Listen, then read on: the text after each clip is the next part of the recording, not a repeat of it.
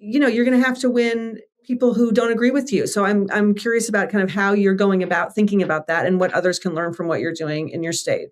No, absolutely. We are a swing state. We're a purple state. I used to say we were light blue, trying to get to dark blue. No, we're still purple, as evidenced by the fact that our registration is so very close. I mean, a little less than a third are Democrats, a little less than a third are Republicans, and about, the rest are nonpartisans, right? And that just tells you the nature of our electorate here. You have to appeal to people from all across the spectrum, which is what we were able to do, for example, in my last race for Attorney General. When I ran for reelection, I was the first Democrat in over a decade to win a rural county.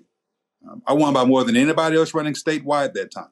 I broke the record in terms of how many raw votes I got in the history of our state for a midterm. And I ran with a cadre of folks that named themselves Republicans for forward.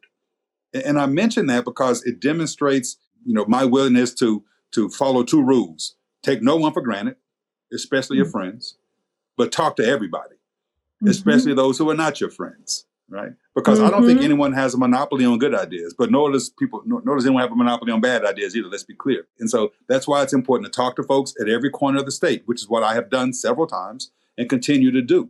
And that's how I end up winning by more than anybody else running statewide. That's how I end up being a Democrat who wins a rural county. That's how I end up winning, across the board. And that's how we're going to do it this next go around, continuing that same work ethic of talking to folks, listening to folks, and being responsive to their concerns, because that's really what it boils down to. Are you listening and then responding to their concerns? Or are you listening and discarding their concerns?